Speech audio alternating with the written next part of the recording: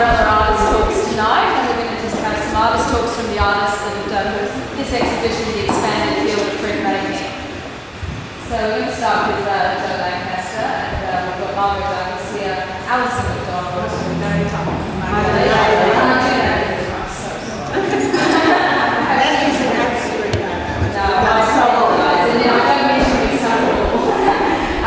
Valentine, and Jenny is over there, and Michelle's coming. It works. Okay, well, anyway, we might start off tonight with Joe, so welcome. Well, the expanded field of printmaking, I'll talk a bit about the concept of the exhibition, and then I'll talk about collaboration, experimentation, and the want or the need to work with the artists in the show to create this body of work. So the expanded field of printmaking is pretty much what it talks about. I've invited artists to consider the approach to printmaking and how the viewer and the artist perceives what a print is. So I wanted to expand people's thoughts on that and take it from the literal, work on paper on the wall to the sculptural element of it.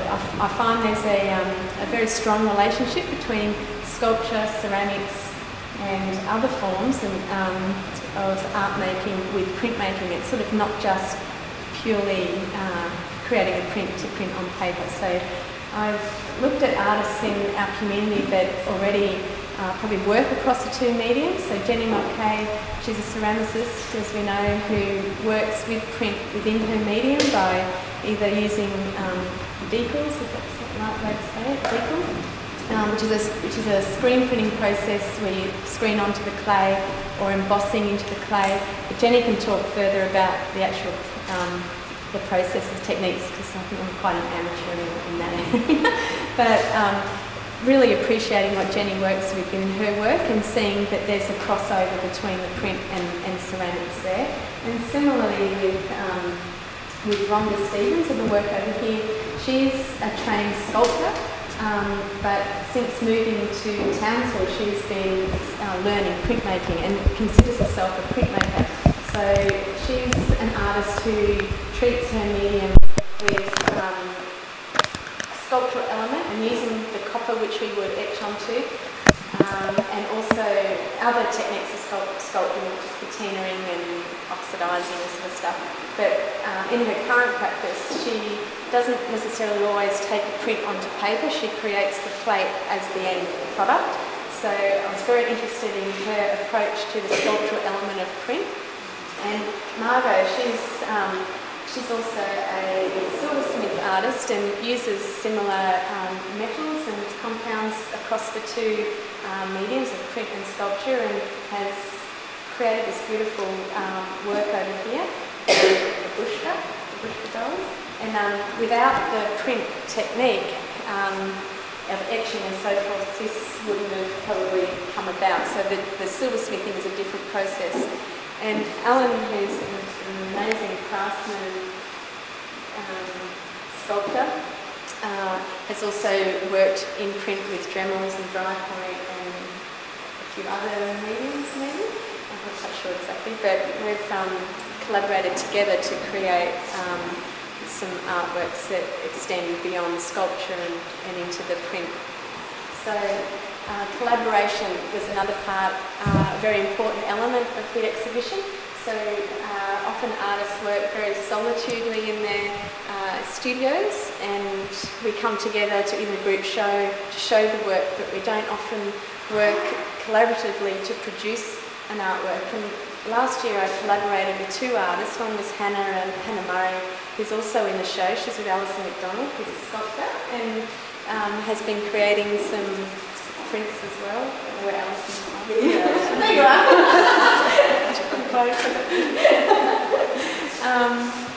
And totally, what's what I was saying about your lamps? Oh, the lamps, that's right.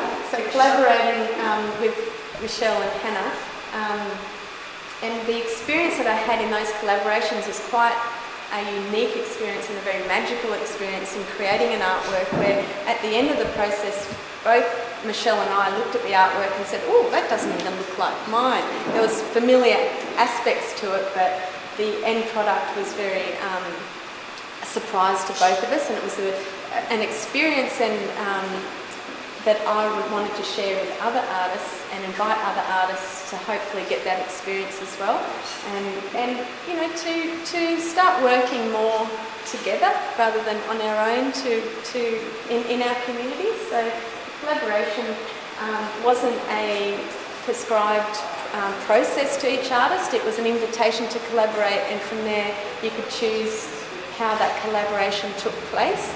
So each pair of artists, it was also very much about experimentation as well.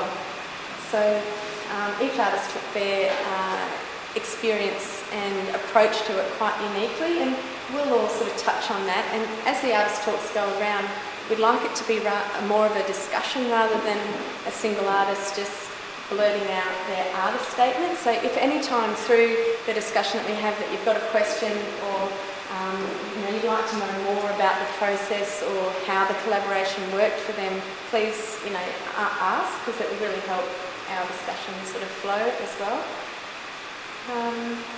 And experimentation was really the other element of it. I was hoping through the collaboration process and the experimentation process that us as individuals and artists would grow in this experience. So take our current practice to another level that might not happen if we were still just working on our own. We might move on to talking about mine and Michelle's work, and hopefully Michelle Hall will be here soon so she can add her little element to it. But Michelle and I last year started working on a work together which was an extension of wings, basically birds and wings. We don't particularly want to be too prescriptive in that process of this is a bird's wing, but we're looking more at an abstracted point of view. So for this is an extension of that process, and we looked at all the materials that we use in our current practice, and Michelle has a common thread, a couple of them. One of them is pattern paper and red. So she has a really quite extensive bundle of red Himalayan silk, and that's probably this thread that you can see through these pieces. And so when I'm creating artworks for Michelle, she's not a printmaker, but she's been learning printmaking this year. I always think about her practice and what comes about. So I've created these plates that have a lot of lines on them of this red thread, and I've printed it red because it sort of represents this bit of string or thread for me. And then once I complete the printing, I give the print over to Michelle. And I had to do a lot of experimentation actually to learn how to print onto this paper, because if you wet it, it just sort of crinkles up and falls apart. And if you print on it dry, the ink doesn't go onto it. So there's a lengthy process of learning how to see my vision come out and print onto a material that I'm not used to printing on. And then from there, once Michelle's got it, she tears it up, creates forms, glues it on, and creates an object with them. And so that's an interesting process in the collaboration too, which people might have experienced. There's a lot of trust when you collaborate with someone. You need to trust them and sort of not have any fear, and laugh along the way. And once you've handed over, learn to let go, and then when it comes back to you in another form, you can then contribute to it again. And not all collaborations work like that, so we've left that part open. So I hope people will touch on different processes of collaborating. But yeah, this idea came about. We wanted, we don't like the idea of bird cages and keeping birds inside the cage. So these represent freedom and sort of, the whole aesthetic, very much about the aesthetic, not so much about the content of what's inside them. But we've tried to revoke the, repressive idea of keeping a bird in the cage, and we've given it wings, we've given it light, it turned into a functioning object. But within this project too, I've used all the materials that I usually print with that get discarded. So the tarlatan, the feathers that I've inked up to create the prints, have all been used in this body of work. So if anyone wants to pipe in at all, please feel free. But, yeah. So we might maybe move on to another artist. So we want to move to you, Margot? Yeah. I'd like to say how this, when Joe invited me to be part of this exhibition, shock at first to try and sort of think of the expanded field of printmaking. But when I thought about it and got stuck into it, it was wonderful that she was able to push me into areas that I wasn't used to. Although I've done silversmithing and I've done raising and I've done sculpture and things like that, to mix it up with the printmaking, it was a great thing. I'm very pleased that Joe has pushed me into this out of my comfort zone. And I collaborated with Rhonda Stevens. We both worked in copper and we used it that way. And we shared techniques. I used the techniques from my silversmithing days, and Rhonda had techniques from her sculpture course in Melbourne. And anyway, we've worked together for years anyway. Rhonda would come over and use my press, and we worked together at TAFE for many years. And I've learned a lot from Rhonda. I don't know whether she's got anything from me, but we're always exhibiting together. And yes, it's been very good. The collaboration's been very, very good.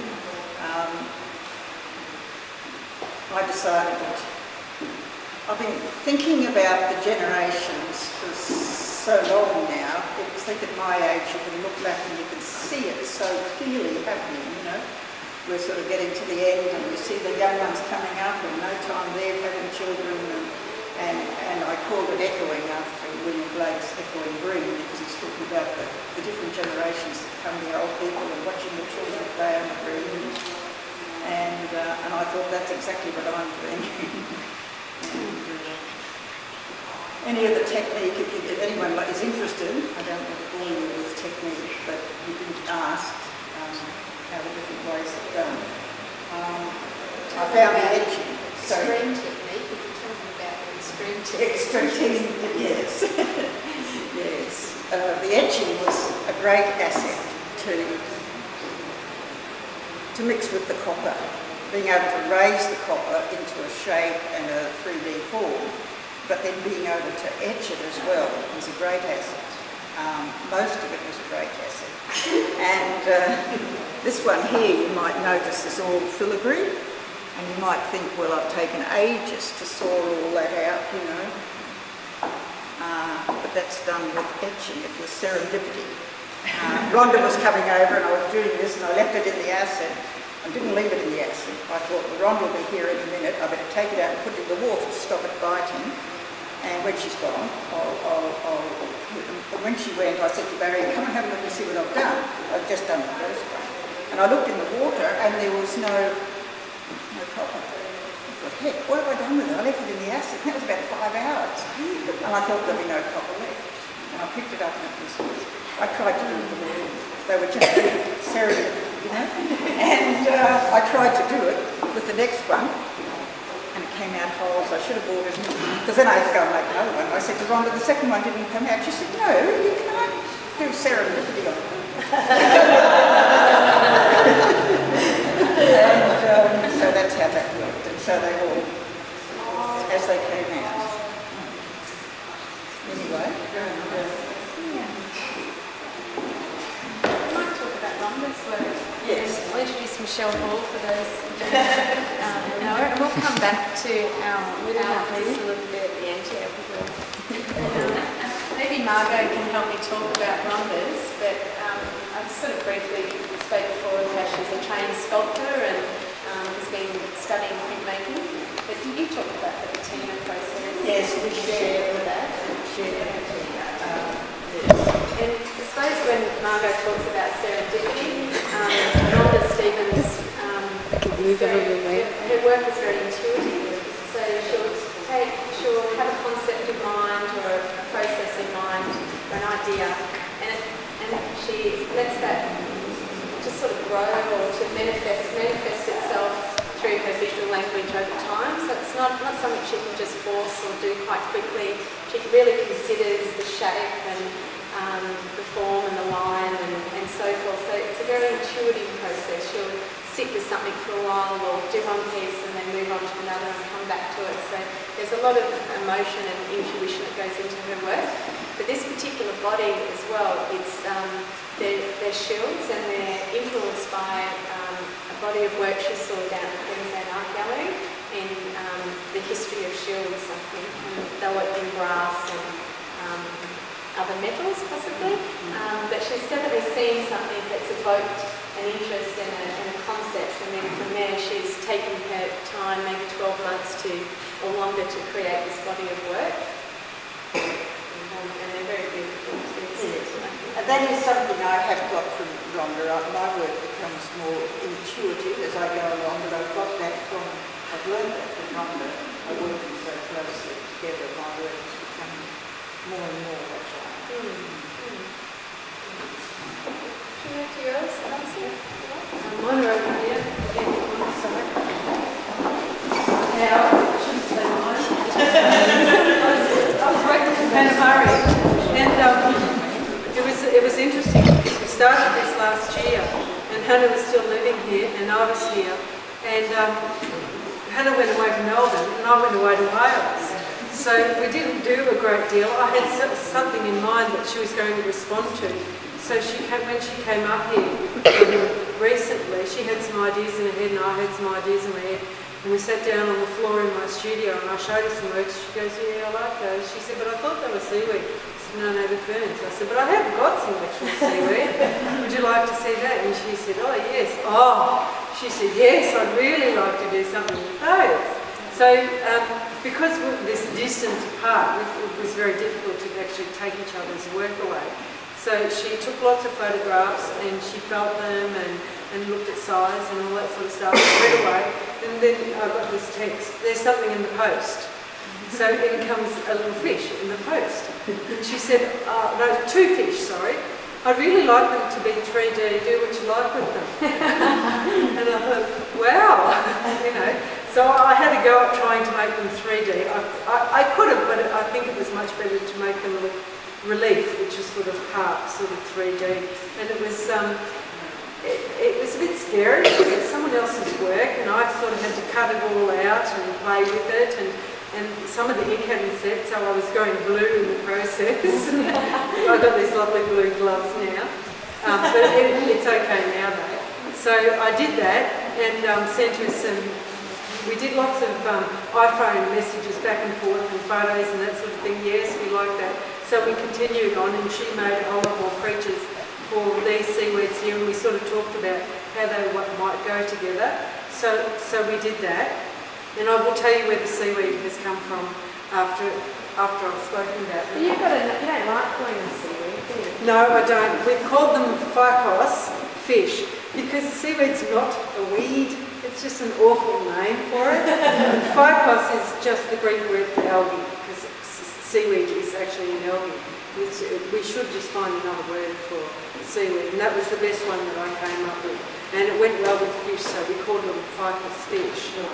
And so while I was in Wales and looking at seaweed and other things in Wales, I was playing with cleaning them, and while I was cleaning them, I was making this sort of lovely rubbing print, monoprint, I'm not sure the technical term, stencil or something from it. I thought, well, that's really nice. And I told her about that and showed her some of them. And she really liked it and said, oh, I can do something and respond to that too. So I made these, and along came these fish, which are the same fish that are in here. So, and she just said, yep, put them together. She said, I like the green cotton, so let's use that green cotton all the way through, which is something I probably wouldn't have done, but it's really nice the way we've got this thread, just like Joe and Michelle have got the thread as well. Yeah.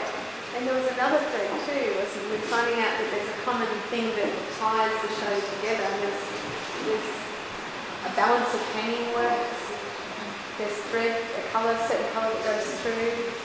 There's the other one was, there was something else. Light, because light plays a lot with mine, and light plays a lot with Jenny's, and light in yours as well.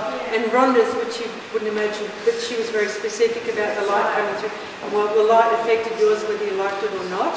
With the filigree, you know, which is just lovely. So, yeah. And the seaweed, originally, I made it because I was, some time ago, I was commissioned to do a work for Monterey Bay Aquarium, and to cut a long story short, I made Monterey seaweed for them out of bottles, a bit different to this, and sent it over there. And then I had a seaweed exhibition in Bundaberg with the printmaker, but we didn't actually collaborate, we just made our separate works. And I found a rare book in JCU by William Henry Harvey, who came to Australia in 1858 for sabbatical. And he basically collected and mapped all of the seaweed from Australia right up, I think Queensland, because it was New South Wales then. And I found all these beautiful drawings and things like that, and descriptions, and they were just stunning. And so I thought I'd make those. And when I went to Wales, before I went there, I went to Dublin to visit Therese, and Trinity College has got this big collection of his seaweed. So I saw it, and they are stunning. Some of them are pinks and reds and things like this. So, and I showed all those to Hannah when she came too. So it was interesting. I didn't find it scary because Hannah and I have known each other for a long time. We both did painting together at JCU, and we know each other well. She used to call me Mum, cheeky. And so I wasn't scared at all. I don't think she was scared. We both just sort of let go and just went from there. So, and I thought it was a really fun process, and we sort of agreed to do more together, which is really nice. So thank you to Jo for sort of connecting us, because I wouldn't have connected our work like that, but really I'm into flora and she's in fauna, so it's a very sort of easy connection, I think. What was the special about the Wales? Sorry? Wales seaweed. I did a residency in Wales. What was special? There was so much of it. I was like knee deep in it. It was just brilliant. I don't know a lot of seaweeds, but there was just so much to choose from. And I could get down there and look at all the different colours, so much washed up. It was exciting. And Alison, with the seaweed that this William Harvey has is that drawings or is it the actual dried seaweed? Both. He got a volume of 5 books together, sent them around the world. They called them newsletters then in 1858, but it's a series of 5 books, and there's some really bad copies in JCU Library and the rare copies in the rare section. And Bronwyn showed me those, and I went through those and fell in love with them. The seaweed is stunning. It's embedded in the paper, it is so thin. And they just showed us all these lovely rare books on Australian seaweed, and they gave me a microscope and a camera, and Therese and I were like agog. And even the guy who showed me wasn't the seaweed person because he was having an operation that day. He was like, wow, these are beautiful. And I swear, these folders haven't been opened 3 times in 150 years. So, and I'd really, really like to go back and do more. They're just stunning. And it's funny, because as a kid, I was scared of it. Because I was Victorian, I used to go swimming and this stuff used to go around your legs in the water and I'd scream. And now, I'm just very passionate and love seaweed. Phycos. Thank you. Thanks very much, Jay. Jenny's work.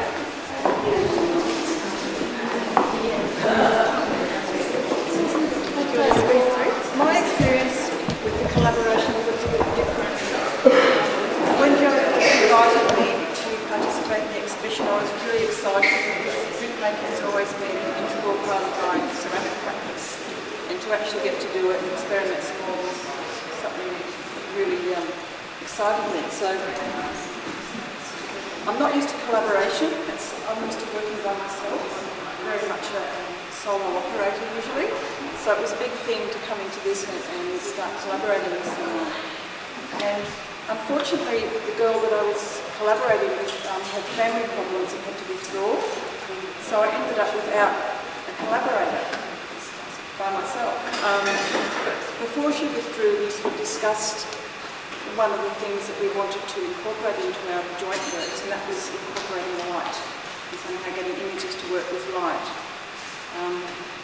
And so even though she wasn't there, I went ahead with that because I thought it worked too well with some of the other works with light, and also the translucency of Alison and Hannah's work. It all sort of works together. So even though I didn't actually have a partner to collaborate with in the end, I ended up sort of working against or working with what other people were doing. And my approach has been, I don't like, well, I do like prints on clay, but my approach to this work has been to actually incorporate the image into the clay body, so it becomes at one with the ceramic. It's not just on the surface. Most people are very familiar with ceramic transfers on all sorts of tableware. That's been around for hundreds of years, and that's just a very simple transfer process where you have an image and you transfer it onto the surface and bake it in. So I wanted to try and avoid that and do something that's a little bit different. So these images are all sort of impregnated in the clay. These are little, this is made of porcelain paste, so when I use it, it's just like a bit like the consistency of clag, if you can imagine clag.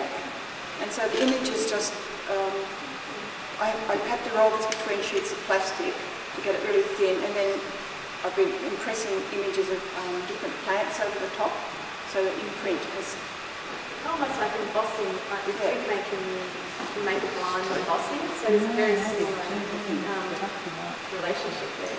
And it's quite tricky because when you do it, where the level is a bit less, where the impression is, you can't actually see it because as soon as you've impressed it, it fills with water. So you don't actually know what you've got until it's been fired really high. These are made of porcelain. And then the image becomes more apparent and you've got light behind it. It's a little bit bright on here for this to work as well as it should be working. But if you just move the images around, you can sort of see that. Okay, so these are all just plants that have been around my studio. And some of them, if you sort of play with them, some of them are quite complex because they just need to move them around. These images here, once again, they're from plants around my studio, and the images are transferred to the clay just by heat. So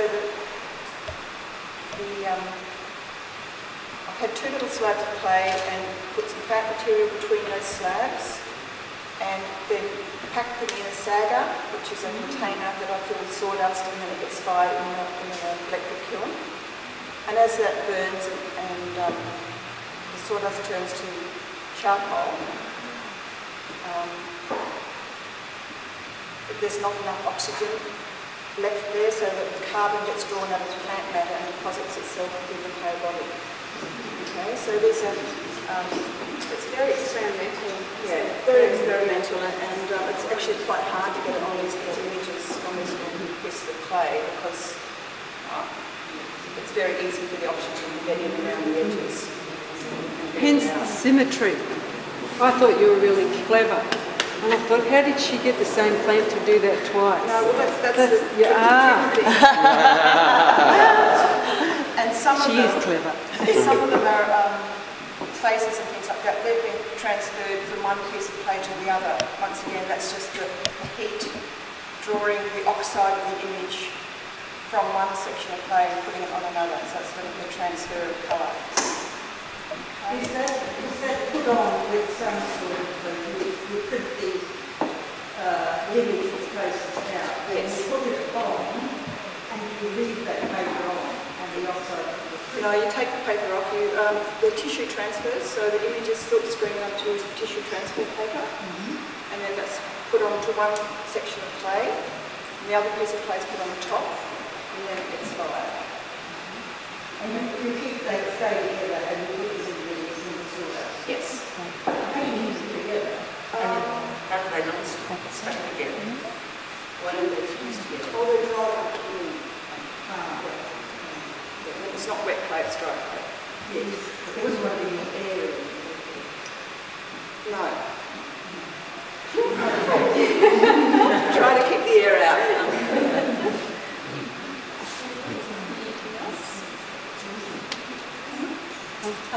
Did I miss the red dots on some of those of significance? Do they No, I've actually got my little ceramic artist have a little stamp, which is similar to lots of printmakers or paper makers.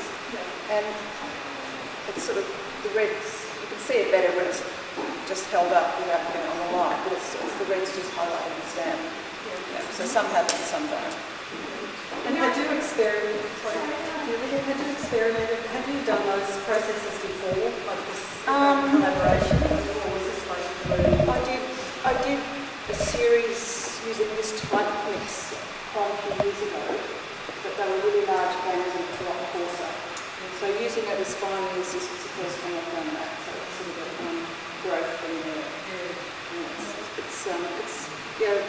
It's so thin. You're happy for people to move these ones around the line box? Yes, or even hold them up like that. Yeah. They are fragile, but they're still fairly sturdy. They won't break. They should not. Thanks, Jenny. What about the other technique? Sorry, you seem to have combined a couple of things there. I guess I've working with clay a long time ago. I've worked with saggers and so on. The fact that you've combined those techniques, is that a new thing for you? It's a new thing for me. I think it's a fairly new thing for ceramics. I've never seen, especially the tissue transfers done like this before. Wonderful. So it's a first, I hope. It's a first. And this is what, I was hoping for with this exhibition, that, we were getting pushed beyond our normal practice or, what's normally expected from us when we have a show as well. So hoping that we can just really extend into another area or just grow as artists from either learning from someone else or by experimenting within our own practice to take us to that next spot. So it's very much about experimentation and individual growth in your own practice as well. But often, and we collaborate in different ways. Like as a technician, I collaborate with artists that aren't printmakers, so they'll come into the studio and they'll create a lino cut, and then from there I print it to produce the print, whereas if they were to print it they wouldn't get the same end product. But for me, as my skills as a technician, I work to find the right medium for that artist and to print it in a way that demonstrates their vision. So collaborating, can work on many different levels, and we've asked Terry to come and open our show tonight. She's a fantastic collaborator. So different art practice, but I'm looking forward to hearing you speak too. We've got Alan over here. Alan and I collaborated here. Yes, it's Laver, and I didn't think really comfortable with printing. So what I found is that printmakers and sculptors, we have one thing in common, and that is process. And from the process I thought about tools. I've responded to Joe's extract. Initially I was somewhat daunting this collaboration because I want to work alone, live alone, work alone, spend weeks, days not speaking to anybody. So it's a whole new thing. So I was experimenting with one of Joe's plates and a little miniature that he made figure, which represents me and what I want to do. And from there, I thought time had a bit of fun, so I moved over to this one. and I saw potholes. So all these people are looking at potholes. And with the collaboration, I found that there are some works here that I would never ever make. For example, the rollers, that's a working example. I would never have thought about making them. They relate to printmaking very much. They're totally useless as rollers. But they look as, they're sort of rather believable looking tools. So getting moving on the process again, I've done some non-collaborative works here. Some little wire drawings, which are pretty self-explanatory. And this is a print journal of one of the wire drawings I did last year. So overall it's been a good experience, and I think that I'll actually enjoy doing it.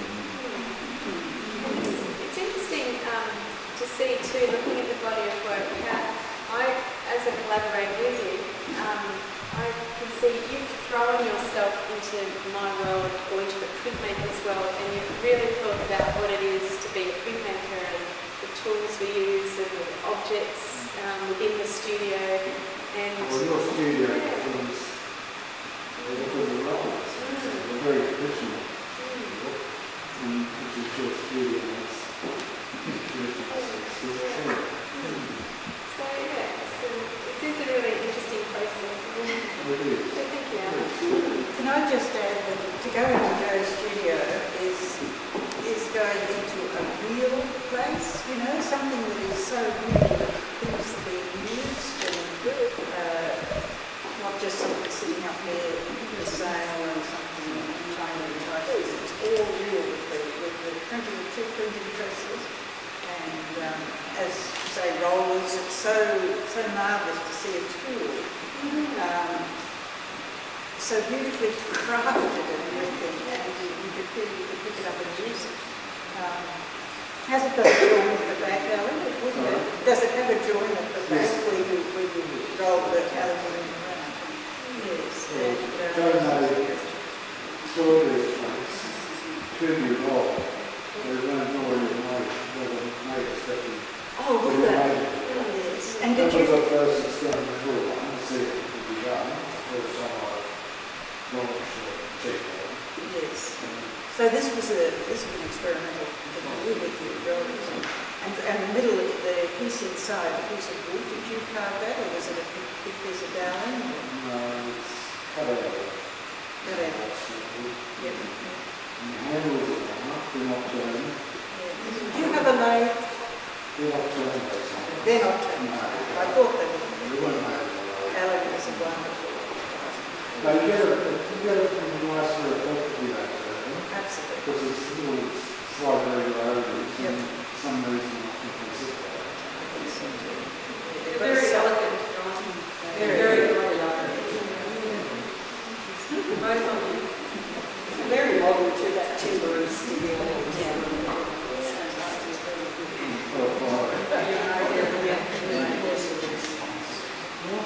Thank you. I want to come back to Michelle. I don't mind. So Michelle involves collaborating with herself with these lampshades and chandeliers. And previously before, I sort of touched on process of trust and letting go of fear and having a laugh and everything like that in how I sort of created the piece and handed to you, and then you tear them up or do whatever you need to do with them. But you talked earlier, or yesterday or the day before, about us going beyond what's expected of us or our practice, and you talked really openly about the collaboration process. Yeah. Would you mind talking a bit more about that, or is that putting you on the spot? That's okay. Yeah. I'll have a go at it. Maybe I'll start with a little bit of history, just to put it in some kind of context. I guess the first time Joe and I worked together, I had an exhibition at Costa where it was all installation, 3D installation of sculpture. And when I first started talking about the installation, she understood exactly what I meant straight away. a lot of other people, I had to like give them a sample and show them a picture. She just went, yeah, yes. And I think that formed the very first basis of our friendship and that started maybe we identified that we could think in the same lateral way. And then over the years we also realised that, or maybe this is my interpretation of it, I realised that I respond to things that, uncanny things that I see in the environment or that I see in the street that make me think. And then that translates into work, and I think that happens for Joe too. So that also made it easy for us to collaborate, I think, because of the way we analyse and then translate what we analyse. One different thing though is you normally work quite politically, and I often work very aesthetically. So these works at first you're working on a non-political ground, really, isn't it? Or maybe. I guess I'm coming to that. For me, it's really pushed my practice, not so much making sculpture from print, because I've made sculpture from print with you before, because I make paper sculpture quite often. So that was the part that made it really easy. But what made it difficult was that, in a way, it's not. At first, I thought it wasn't a political statement, and it was very, very challenging for me to think about making something that was aesthetically pleasing. Not that I try to make ugly work on purpose or anything, but you know what I mean? To focus on the aesthetic instead of making a political statement and not worrying about what it looked like in the end. But actually now they are political statements, because as it turns out, I've put the birds on the outside of the cage. None of the birds are trapped inside of the cage in my work, and that's, for me, is a symbol of freedom to express yourself, freedom to create, freedom to exist. And I also try to, I guess what I always do is use a lot of mixed media, so that the work isn't completely soft. There's a little bit of punk in it, there's a little bit of electronic stuff, a little bit of plastic in it. Because I don't think that the world is a really soft place. We like to think it is, but actually it's not. And the other thing that really pushed me was that normally I make really, really big work, or big work, and this was really small and fine. And Joe gave me all this really beautiful paper, and I was like, oh, what am I going to do? But it was, the beautiful thing about collaborating, I think, is when you're in a really safe space, doesn't matter what you do, you know it's going to be all right, and you know you can say and you can ask when you think, like, and the person can honestly tell you. I think that's what makes true collaboration really important. Yeah, and also for us to learn and grow together, and to say, actually, I think your idea is really great, but what if you do this, or what if we do that? have you thought about this? Or thought about that. And so I think two brains can often be more powerful than one. Yeah, and And we probably couldn't have made all this happen without Ryan. Yeah, He's our electrician who put the plans all together for us. But that was collaborative too. And something here that I didn't touch on before is, in the collaboration process, I've asked these artists to collaborate with me. I've asked them to be part of this group exhibition. So I've come from a very safe place in asking. So some artists here have been, I invited one to say, would you like to work with so-and-so, and if you're comfortable with it, I'll ask that person, and it went along in that way.